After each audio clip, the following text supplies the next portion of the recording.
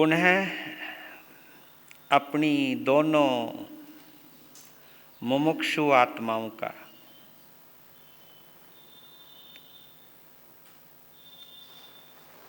खुशी जैन और जिया जैन हृदय से आभार मानता हूँ कि आपके योग ने, आपके संयोग ने इस माटी के साथ आपके योग ने, आपके संयोग ने हमको भी बुला लिया और गुरु प्रेम सुख पवन साधु साध्वी परिवार के साथ इस मिट्टी का, इस आंगन का एक संबंध जोड़ दिया।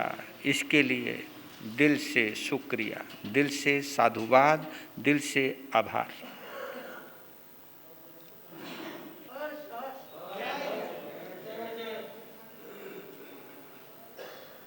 ये सोच हमारी मानसिकता का शुद्धिकरण है। यह सोच अहम की निवृत्ति के बाद पैदा होती है। यह सोच विनय वृत्ति के जागृत होने पर पैदा होती है। यह सोच मैत्री भाव के पुष्ट होने पर पैदा होती है।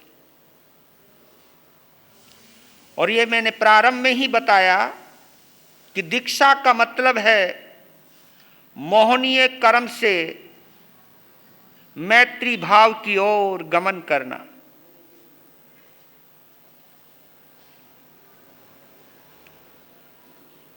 दोषों से सद्गुणों की ओर गमन करना, इसी को हम कहते हैं असत्य से सत्य की ओर गमन करना। इसी को हम कहते हैं अंधकार से प्रकाश की ओर गमन करना। इसी को हम कहते हैं आश्रव से संवर की ओर प्रस्थान करना। इसी को हम कहते हैं मिथ्यात्व से सम्यक्त्व की यात्रा करना। इसी को हम कहते हैं जीव में शिव को ढूंढना। अद्भुत है ये दीक्षा का प्रसंग।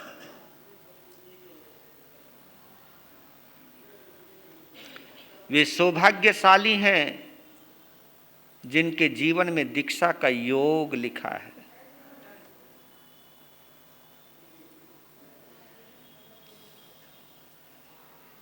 बस इस योग को दुर्योग में नहीं बदलना।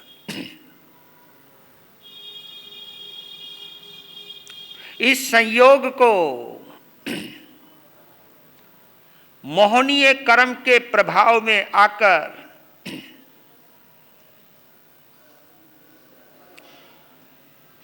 इसको दुर्योग में नहीं बदलना।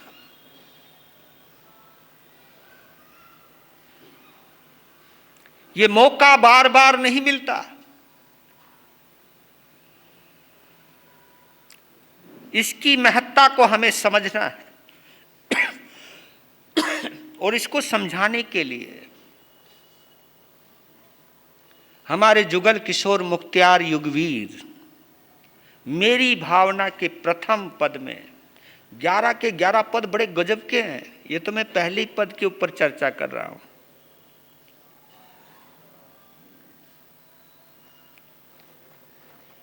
अगर मेरी भावना का सार समझो तो एक ही सार निकलता है कि मैं सभी का मित्र हूं। क्या शब्द बोला मैंने? अगर मेरी भावना का सार निकालो, एसेंस ऑफ मेरी भावना को हम ढूंढें तो एक ही सार निकलता, मैं सभी का मित्र हूं। बताओ, मैं सभी का हूं, सभी मेरे। ये आत्मा का विस्तार है। ये आत्म भाव में आने के बाद की प्रणति है।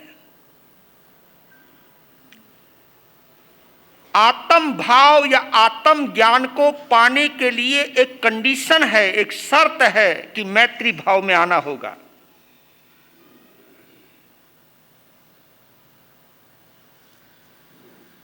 हमने कभी मैत्री भावना की पुरजोर साधना की होगी, जिसकी वजह से आपको जिन शासन मिला, हमको जैन बाना मिला। ऐसे नहीं मिला। कभी तुम सोचो, क्योंकि कभी कभी चीज हमको गिफ्ट में मिल जाती है तो उसकी कीमत नहीं समझते हम। मैं तो यहां तक कहता हूं कि जिनका जन्म धुलिया में हुआ है और जिनका दिल का कनेक्शन इस अमोलक गद्दी से जुड़ा हुआ है, वो वास्तव में अमोलक हैं। हाँ,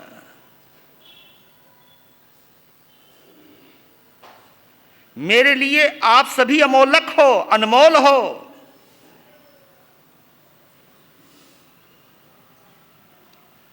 आप सभी के साथ इन बच्चों का संयोग लिखा था, तभी इस संयोग ने हम सबको यहां इकट्ठा कर दिया। आप सभी के साथ मेरी हिमानी महाराज का संयोग लिखा था, चतुर्मास हुआ। ये कहावत गलत नहीं है, कौन किसी के आवे जावे, दाना पानी खींच के लावे। कौन किसी के आवे जावे।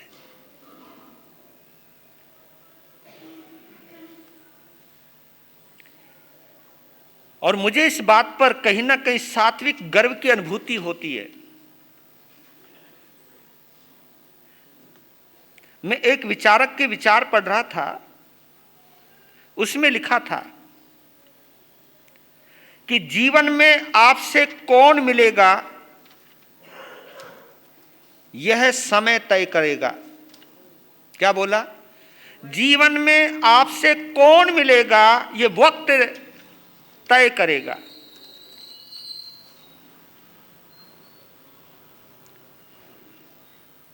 जीवन में आप या हम किसी से कैसे मिलेंगे, यह आपका दिल और दिमाग तय करेगा।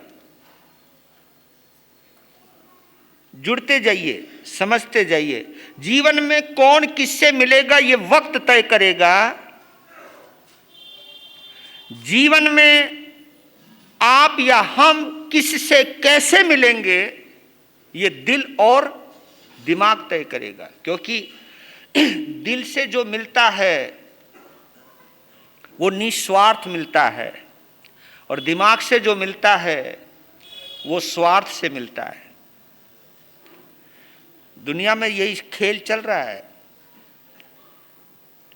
अधिकांशतः अपने मतलब के लिए हर कोई मिलता है, पर लेकिन इस चीज को हम कन्वर्ट नहीं कर पाते कि जब मिलना ही है तो दिल से क्यों ना मिलें।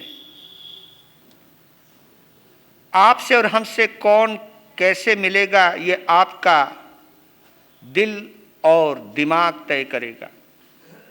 और फिर कहा, जीवन में हम किस किस के दिल में बने रहेंगे ये आपका शुद्ध व्यवहार तय करेगा। किस किस से बने रहेंगे ये आपका शुद्ध व्यवहार तय करेगा। यहां पर शुद्ध शब्द का प्रयोग किया गया। दिल में जो राज होता है, जिसको हम कहते हैं, यही आपका चरित्र है, यही आपका करैक्टर है। इसी को करैक्टर कहते हैं, इसी को चरित्र कहते हैं। कि किसी भी परिस्थिति के अंदर आपकी मनस्थिति ना बदले, यही चरित्र है। आपका दुश्मन भी ये कहने को मजबूर हो जाए कोई, क्योंकि विचारों की भिन्नता अलग अलग हो सकती है, लेकिन जब कोई विरोधी किसी के बारे में ऐसा बोले कि उसने ऐसा बोला तेरे लिए, उसने ऐसा किया, तब वो व्यक्ति विरोधी होते हुए भी ये कहे कि ठीक है, मेरा और उसका विरोध है, लेकिन मैं तुम्हारी इस बात को मानने को तैयार नहीं जो तुम बोल रहे हो, क्योंकि उसका चरित्र ऐसा नहीं है। यह आपकी विशेषता होनी चाहिए।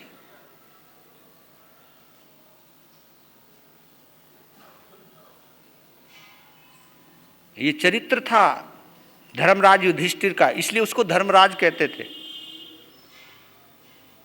जब दुर्योधन ने, क्योंकि विरोधी था वो, जब दुर्योधन ने ये सोचा कि मैं वज्र का बन जाऊं, ये सलाह मैं किससे लूं, कौन है जो मेरी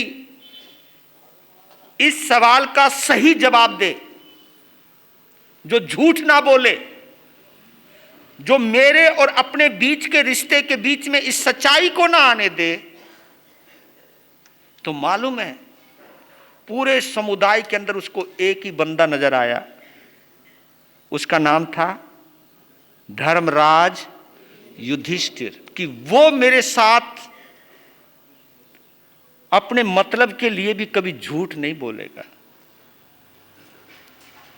जब दुर्योधन युधिष्ठिर के पास गए तो श्री कृष्ण समझ गए कि आज कुछ गड़बड़ होने वाला है ना, क्योंकि मानसिकता समझ गए थे। तो उन्होंने पूछा धर्मराज युधिष्ठिर से, मैं पूरा शरीर मेरा वज्र का बन जाए, कैसे बनेगा, जवाब दोगे आप? तो बिल्कुल उसको वज्र का बनाने का मतलब है पांडवों को हराना। उस वक्त भी उनकी मानसिकता के अंदर दोष नहीं आया।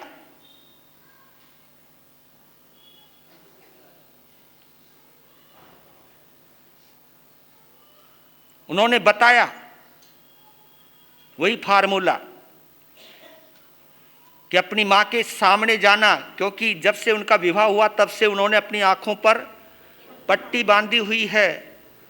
एक बार कहना कि अंतिम बार मुझे देख लो, मैं आऊं या ना आऊं, एक बार पट्टी खोल करके मेरे शरीर को देख लो, और शरीर पर कोई वस्त्र मत रखना।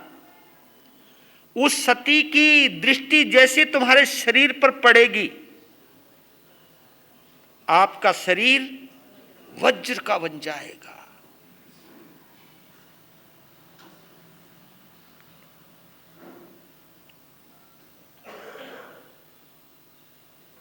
जब वो गए, जाने लगे, समझ गए श्री कृष्ण की धर्मराज ने तो अपना धर्म निभा दिया।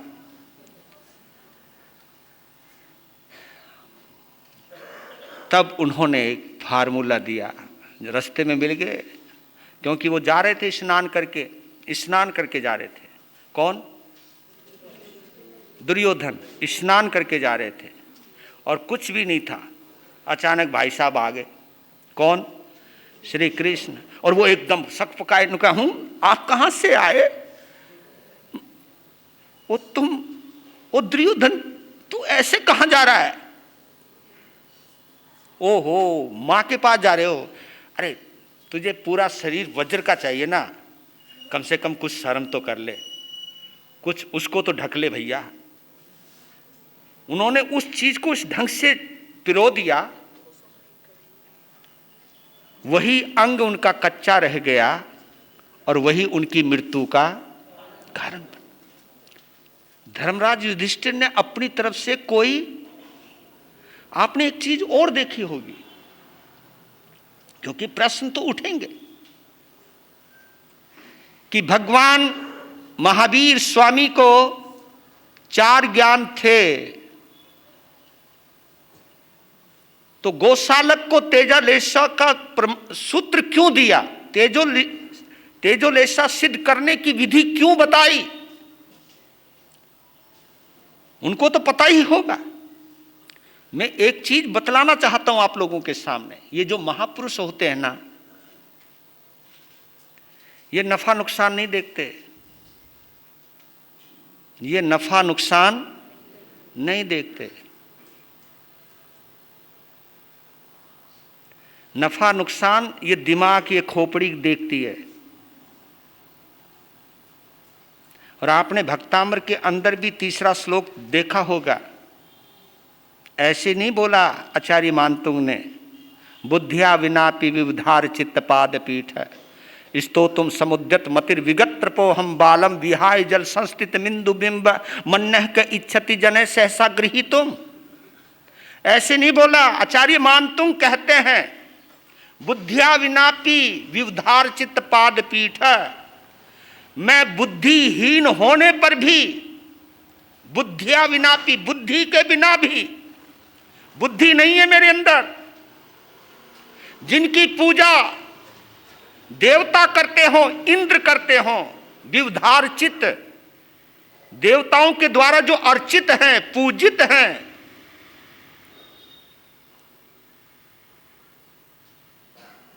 उनकी पूजा मैं करूं।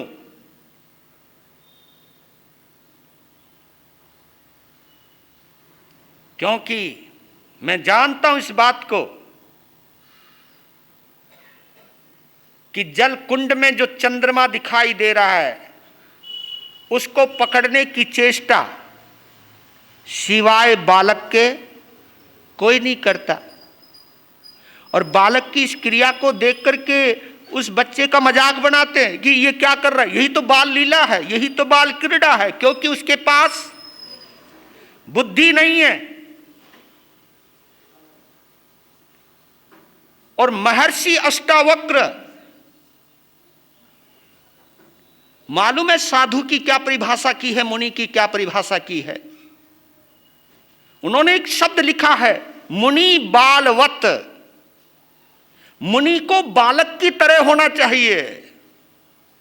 बालक की तरह यानी सरल होना चाहिए। बालक बहुत सरल होता है क्योंकि उसके पास बुद्धि नहीं है। और जब तक बुद्धि नहीं होती तभी तक हम शुद्ध होते हैं। ये बुद्धि के आने के बाद ही तो पता चलता है कि मैं फला गज का हूं, मैं फला बिरादरी का हूं, मैं फला संघ का हूं, मेरी जाति यह है, उसकी जाति यह है। एक बच्चे को पता होता है क्या? जो 2 साल का बच्चा है, 1 साल का बच्चा है, हाँ आजकल का बच्चा तो हो सकता है विद कंप्यूटर पैदा होता है, मोबाइल के साथ पैदा होता है। क्योंकि पहले बच्चों को मोबाइल का, आपने देखा होगा यार, जो बच्चे ने कुछ थोड़ा बहुत हिलना जुलना शुरू किया वो मोबाइल के सब सिस्टम चला देता है। मैं सोचा कि मामला क्या है, अरे तब पता चला कि माँ, जब वो बच्चा पेट में था और माँ यूं चलती रहती थी तो उसको वहीं से सीख लिया उसने। हाँ, ये सारा कनेक्शन वहां से जुड़ा हुआ है। जब मां के पेट में चक्रव्यूह को तोड़ना सीखा जा सकता है तो ये क्यों नहीं सीखा जा सकता? इसलिए कह रहा हूं कि महर्षि अष्टावक्र कहते हैं कि बुली मुनि बालवत, मुनि को बालक की तरह सरल होना चाहिए। अब तुम खुद अंदाजा लगाओ। कई लोग कहते हैं महाराज आप तो व्यापारियों के गुरु हैं, तभी से पता लग जाता है इसमें सच्चाई है। अरे तुम जितनी चालाकी नहीं चलते जितनी चालाकी हम करते, क्योंकि हम तुम्हारे गुरु हैं। गुरु समझ गए ना, तुमसे बड़े, तुमसे ज्यादा चालाकी। ये जो चालाकी है, ये जो बुद्धि का खेल है, ये हमारी सरलता को छीनता है, हमारी अंदर के भोलेपन को छीनता है, हमारी अंदर की साधुता को छीनता है।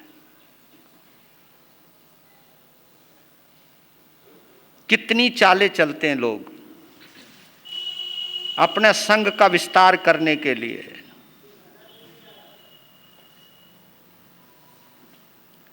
मुझे तो बड़ा आश्चर्य होता है कि जब आचार्यों के, कोई भी आचार्य का साधु कई चतुर्मास करता है और जब वो बैठ कर के बताता है कि फला संघ के श्रावकों को, इतने श्रावकों को तोड़ के हमने अपने संप्रदाय में जोड़ा है, तो मालूम है आचार्य उसकी पीठ थपथपाता, शाबाश, तूने बहुत बड़ा काम किया है।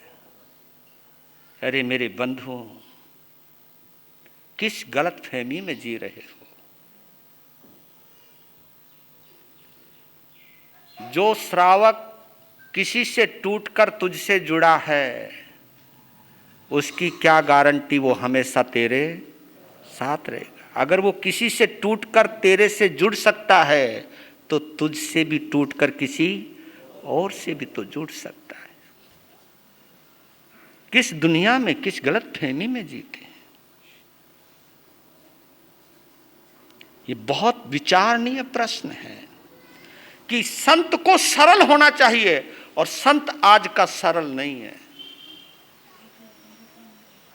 सरलता हमसे छीनती जा रही है और जितनी सरलता छीनती चली जाएगी, सच कहता हूं, हम उतनी ही मात्रा में मिथ्यात्वी बनते चले जाएंगे।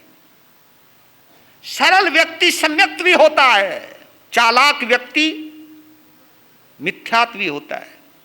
जो अल बल छल एन कैन प्रकारेण जो बुद्धि का उपयोग करता है, मैं सच बताता हूं, एक बात बताऊं आपको, एक विचारक ने मुझे वो शब्द मुझे बहुत अच्छे लगे। क्या शब्द मैं बोल रहा हूं आपके आगे?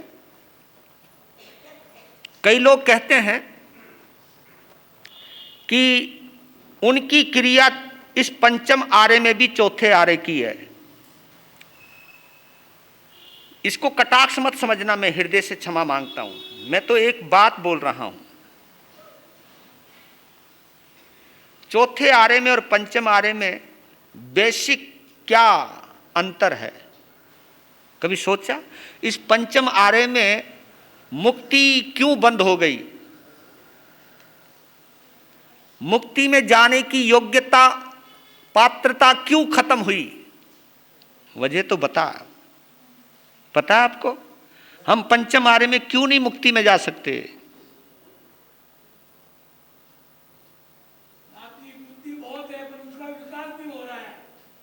पंचम आरे में हम मुक्ति में इसलिए नहीं जा सकते क्योंकि हम सरल नहीं है,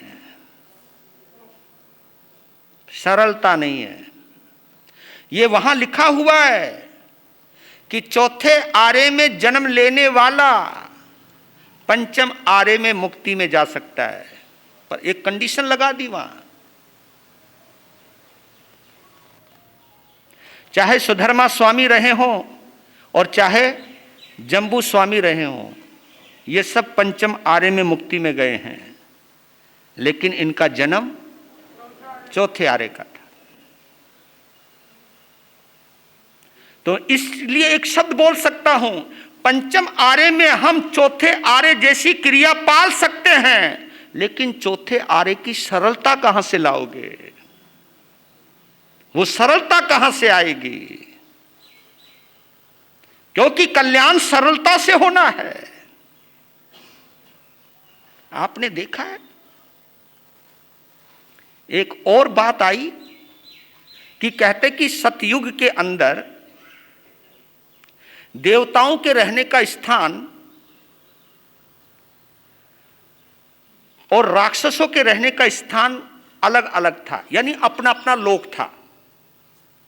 देवता अपने लोक में रहते थे, राक्षस अपने लोक में, लोक यानी अपनी दुनिया में। हर किसी की अपनी दुनिया कि सतयुग के अंदर, ये वैदिक मान्यता बोल रहा हूं, हम जोड़ लेंगे इसके साथ भी कनेक्शन तो जोड़ लेंगे कि सतयुग उसको कहते हैं कि जब देवता और दानव अपने अपने लोक में रहते थे, अपनी अपनी जगह रहते थे, अपने अपने देश में रहते थे। सतयुग के बाद त्रेता युग आया, द्वापर युग आया।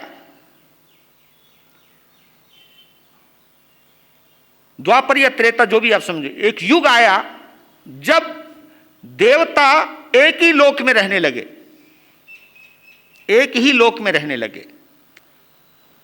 इसी धरती पर राम भी हुए और रावण भी हुई, इसी लोक के अंदर।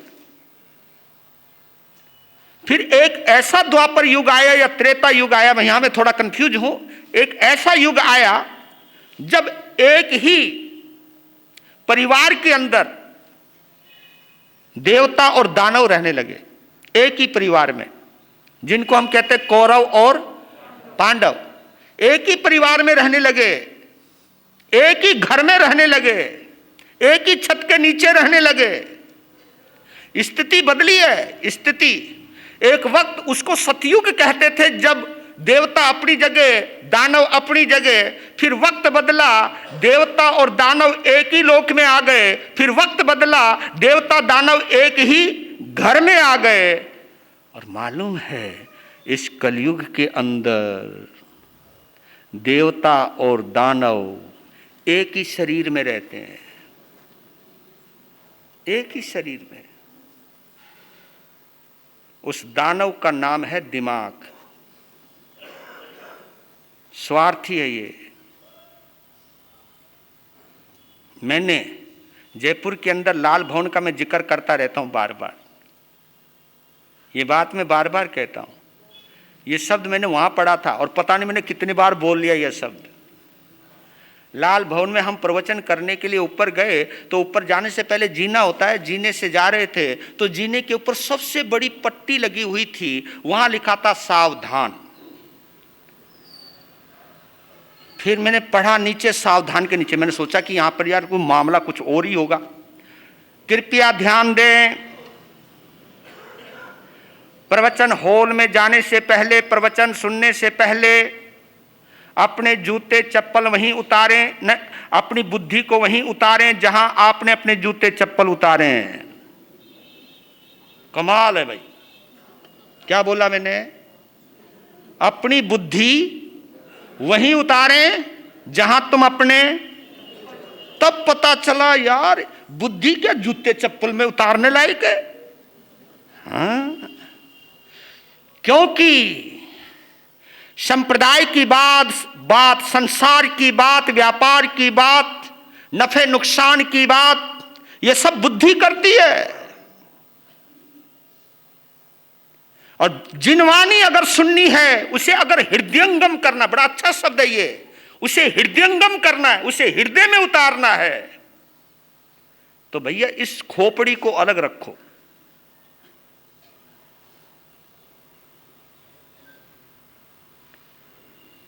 आपको मालूम है सतयुग के अंदर आदमी का काम मंत्र से हो जाता था, मंत्र से। आप कहोगे मंत्र क्या होता है? मंत्र का मतलब है मन से। आपने मालूम होगा जब यहां पर युगलिया काल था, कुल कर की व्यवस्थाएं थी, युगलिया काल था, तो उस समय 10 प्रकार के कल्प वृक्षों से हमारी इच्छाओं की नहीं, आवश्यकताओं की, हाँ ये जरूर अच्छा शब्द है ये जोड़ करके रखना। इच्छाएं कभी पूरी नहीं होती, आवश्यकताएं। इसलिए एक कहावत आती है, जरूरतें, ओए होए, जरूरतें तो फकीरों की भी पूरी हो जाती है, जरूरतें फकीरों की भी पूरी हो जाती है, इच्छाएं तो बादशाहों की भी अधूरी रह जाती है। इच्छाएं तो बादशाहों की भी अधूरी रह जाती है, आवश्यकताएं तो फकीरों की भी पूरी हो जाती है। तो आवश्यकताओं की पूर्ति के लिए 10 प्रकार के कल्प वृक्ष थे। मन से जो उनको जरूरत होती थी, बोलते थे, वो उनके लिए उपस्थित हो जाती थी। तो सतयुग के अंदर कहते कि मंत्र से काम होता था। फिर वो समय बदल गया, तो अब मंत्रों से जब काम नहीं हुआ, फिर यंत्रों से काम शुरू हुआ। क्योंकि अस्सी मसी कृषि, ये हमारे आदिनाथ भगवान ने क्यों व्यवस्था दी? ये यंत्री तो है ना।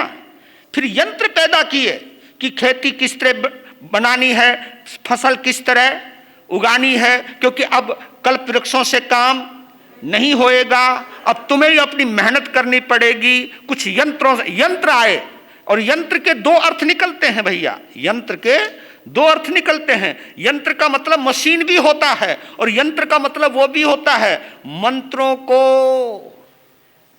पढ़ते हुए उनकी मात्राओं को, उनके शब्दों को इकट्ठा करते हुए कुछ संख्या बनाना, कुछ संख्याएं बनाना और संख्याओं को फिर कोष्टक में डालना, जैसे 65 यंत्र। हाँ, वो तुम्हें दिया भी होगा इन्होंने, वो 65 यंत्र है। तुम्हारा भला हो, तुम्हें पता नहीं, संतों ने भी बहुत दिया होगा तुम्हें। इसको ले जाके गुल्लक में रख लिए, इसको यहां रख लिए। यंत्र, मंत्रों को, उनके शब्दों को, उनकी मात्राओं को, उनकी शक्तियों को चिन्हित करके उसको अंकों में बांधकर एक छोटी सी पुड़िया बनाकर, चाहे वो भोजपत्र पर, चाहे किसी पत्र पर, कागज के पत्र पर बना करके देना। यंत्रों से काम होने लगा जी। फिर कुछ वक्त ऐसा आ गया, यंत्रों ने भी काम करना बंद कर दिया। फिर तंत्र शुरू हुआ। तंत्र, वनस्पति तंत्र।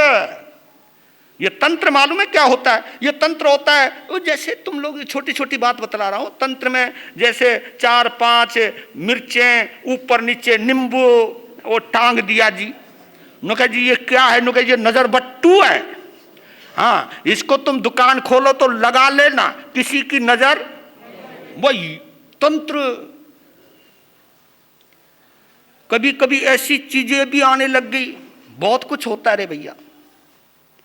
एक ने तो कमाल कर दिया, एक बोलने लगा, गौशाला में आया आदमी, नुके गुरु महाराज 5 किलो ये, 10 किलो ये, 7 किलो ये, 8 किलो ये। बोला ये तो ये किलो किलो में क्या बात कर रहा है? नुके जी ये हमको गौ माता को खिलाना है।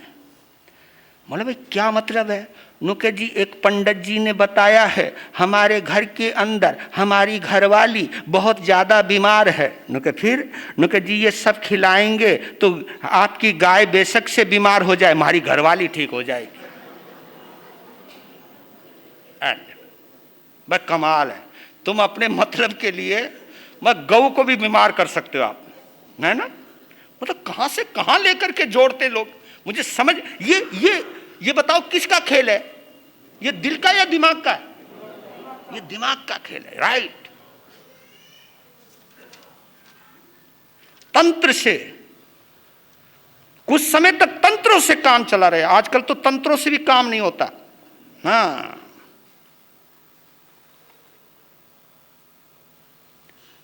इस कलयुग के अंदर हो सकता है सतयुग में मंत्र से काम होता हो, त्रेता युग में यंत्रों से काम होता, द्वापर युग में तंत्र से काम होता हो, लेकिन मालूम है कलयुग के अंदर किससे काम होता है? षड्यंत्र से। नहीं समझे तुम? षड्यंत्र। यहां षड्यंत्र तुम ही नहीं रचते, हम भी रचते हैं। इस पाठ के ऊपर बैठ करके रचते हैं, हम भी षड्यंत्र करते हैं। संत होकर के भी हम षड्यंत्र रचते रहते हैं। और हम अपने श्रावक समुदाय को ट्रेनिंग देते हैं इस बात के लिए, तुम्हें किसके साथ क्या खेल खेलना है। हम यहां तक गिर जाते हैं, लेकिन एक बात याद रखना, इतना कुछ करने के बावजूद भी समाय करना नहीं छोड़ते।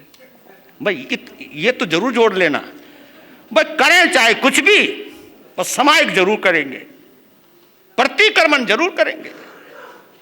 इतना कुछ करने के बावजूद भी आप समाज के माध्यम से मुक्ति की कल्पना कर रहे हो, मुक्ति के सपने देख रहे हो आप।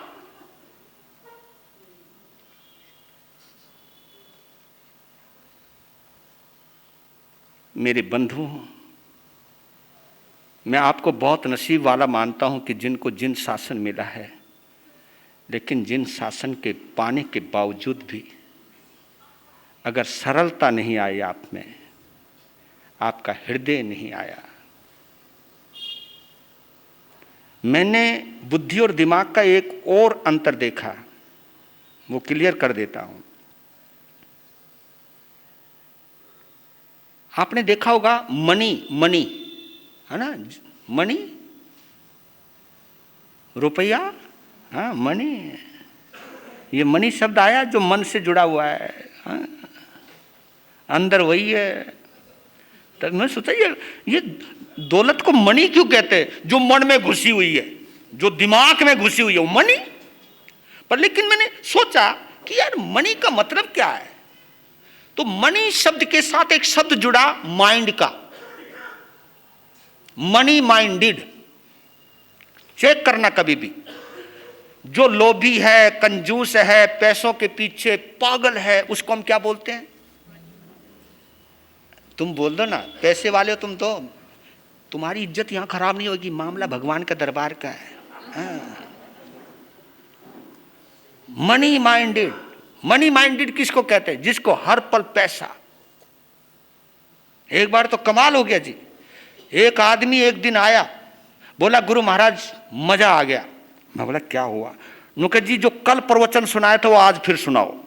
है, मैं बोला कल प्रवचन सुनाया था वो आज सुनाओ? मैं समझा नहीं। नुके गुरु महाराज आपकी वाणी में सरस्वती है, वो कुछ ना कुछ तो बोलेंगे, आपकी वाणी में सरस्वती है। मैंने क्या हो गया? नुके जी कमाल हो गया, आपको मालूम है कल आपका दाहिना हाथ कितनी बार उठा, बायां हाथ कितनी बार उठा, आपकी ये गर्दन इधर कितनी बार गई, इधर कितनी बार गई, आगे कितनी बार आई? मैं बोला तू बैठा बैठा कर क्या? उन्होंने कहा जी मैंने सब कुछ हिसाब किताब लगा के एक नंबर बनाया और नंबर लगाया और हमने 25,000 रुपए कमाया। ये तो मैंने 96 की बात कर रहा हूं। मैंने उसका एक नंबर बनाया, नंबर लगाया, 25,000 रुपए कमाया।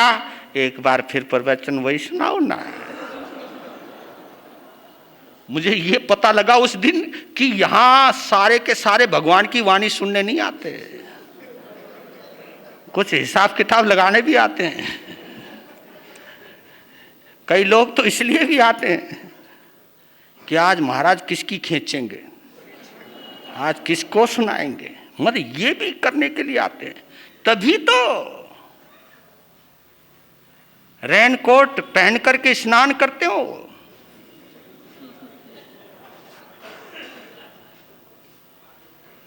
हृदय को हृदयहीन बना करके समाय करते हो। संवेदनहीन होकर के हम प्रतिक्रमण करते हैं। संवेदनहीन होकर के मैं साधुता का सम्मान प्राप्त करता हूं। यह विचारणीय प्रश्न है मेरे बंधु, यह सोचने वाली बात है कि हम कहां से कहां पर आ गए हैं।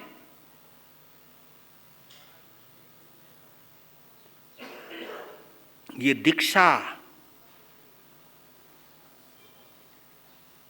दिमाग से दिल की ओर आने की साधना है। तो मैं बोल रहा था मनी के साथ माइंड को जोड़ा। मनी माइंडेड, जो लोभी है, पैसों के पीछे पागल है, उसको हम मनी माइंडेड कहते हैं। लेकिन हार्ट के साथ काइंड शब्द को जोड़ा। किसको जोड़ा? Kind, kind hearted.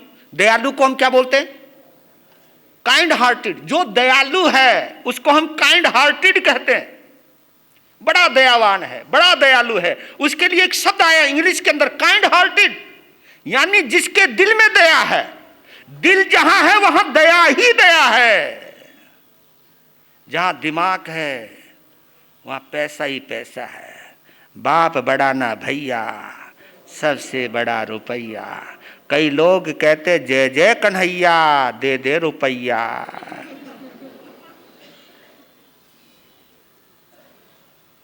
कन्हैया में भी रुपया नजर आवे।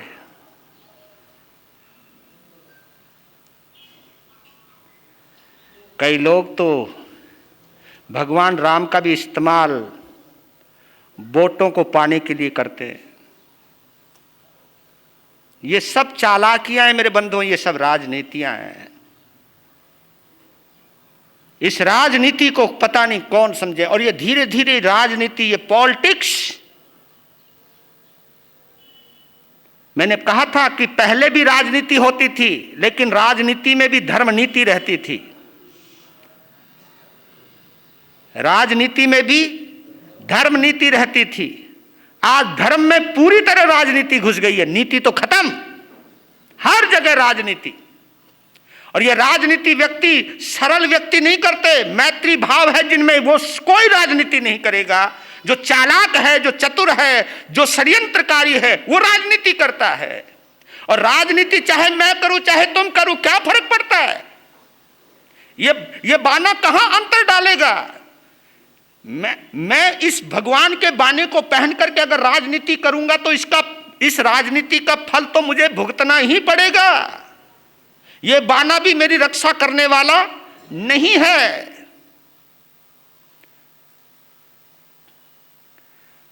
तो मेरे जीवन के हम अपने जीवन में ये जरूर विचार करें कि वो दिन कब आएगा जब मैं सरल बनूं।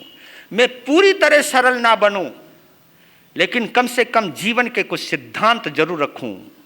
ये मैं अपनी मुमुक्षु आत्माओं को बोल रहा हूं कि कल आप अपने सौभाग्य से और इस मिट्टी के पुण्योदय से, इस मिट्टी में दीक्षा लेने की वजह से, क्योंकि ये आचार्य अमोलक गुरुदेव की गादी है, इस गादी पर तुम्हारी दीक्षा हो रही है और इस मिट्टी की गंध से, सुगंध से, प्रभाव से अगर आप बहुत बुद्धिमती बनो, अगर आप खूब पढ़े लिखे बनो, शास्त्रज्ञ के मर्मज्ञ बनो, लेकिन जिंदगी के अंदर कभी सरलता मत छोड़ना। सरलता छूट गई तो तुम आचार्य भी बन जाओ तो भी तुम्हारा उद्धार नहीं होगा। ये मत सोचना ये जैन शासन की बड़ी खूबसूरती है रे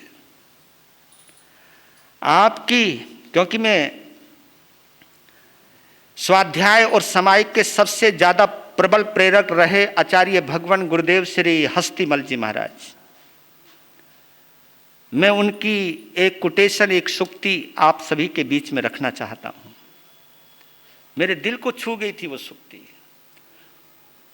उन्होंने लिखा है कि क्रिया के द्वारा सम्मान तो मिल सकता है। गौर करना, एक आचार्य क्या बोल रहा है अपने साधकों को, क्रिया के द्वारा, गौर कीजिए क्या बोला मैंने, क्रिया के द्वारा सम्मान तो मिल सकता है लेकिन कल्याण तो संयम से ही होएगा। लेकिन कल्याण तो संयम से होएगा। क्रिया से सम्मान मिल सकता है।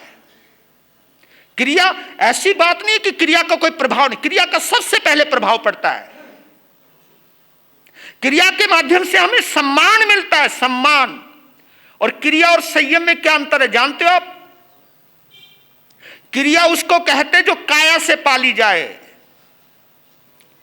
क्रिया का मतलब यही है, क्रिया कहिए, चर्या कहिए, क्रिया जो जिसकी पालना काया से होती है। क्रिया दिखाई देती है, क्रिया दिखाई, उसे हम देख सकते हैं और उसका इफेक्ट हमारे ऊपर पड़ता है, पहला इंप्रेशन उसी का ही पड़ता है। इसलिए आधार का क्रिया की पालना करते करते हमें सम्मान मिल सकता है और सम्मान की वजह से हमारे अंदर अभिमान भी आ सकता है। और एक चीज और बतला देता हूं, केवल मैं सम्मान पाने के लिए, लोगों को प्रभावित करने के लिए अगर मैं ऊंची क्रिया पाल रहा हूं तो वो भी मोहनीय कर्म का हिस्सा है। अगर क्योंकि आप सर्वज्ञ नहीं हो, मैं सर्वज्ञ नहीं हूं, लेकिन मेरा उद्देश्य अगर लोगों को प्रभावित करने का कि लोगों में वर्चस्व बढ़ेगा, लोगों में मेरा सम्मान बढ़ेगा, इस भावना को लेकर के अगर मैं क्रिया पाल रहा हूं तो मैं अभिमान की और मोहनीय कर्म की ही साधना कर रहा हूं। उनकी बड़ी गहरी बात मेरे दिल को छू गई कि क्रिया के द्वारा हमें सम्मान मिलता है लेकिन संयम के द्वारा कल्याण होता है। क्योंकि संयम काया से नहीं, वो मन से पाला जाता है। किसी ने हमारे विपरीत कुछ कार्य किया और उसके बावजूद भी हमारे अंदर कुछ भी हलचल नहीं हुई, ये संयम है। कितनी भी विपरीत परिस्थिति आ जाए, मेरी मानसिक स्थिति खराब नहीं हुई, ये संयम है। मेरे पास लोभ आया, भय आया, प्रलोभन आया तो भी मेरे चित्त में कुछ भी हलचल नहीं हुई, ये संयम है। इसे संयम कहते हैं, इसे संवर कहते हैं। और आप मानोगे, क्रिया की पालना करते हुए भी मैं 7वीं नरक में जा सकता हूं। उच्च क्रिया पालना करते हुए मैं कहां जा सकता हूं? मैं सातवीं नरक में भी जा सकता हूं, ऊंची क्रिया पालने के बावजूद भी। लेकिन संयम कभी आपको दुर्गति में नहीं जाने देता, क्योंकि क्रिया का संबंध बाई चांस अहंकार से जुड़ जाए, महामोहनीय कर्म से जुड़ जाए, तो वो आपको नरक में ले जा सकता है। लेकिन जब दोनों संयम और क्रिया दोनों आपस में मिल जाएं, तो जीवन का कल्याण हो सकता है। समय आपका हो गया। वीर नाम के हीरे मोती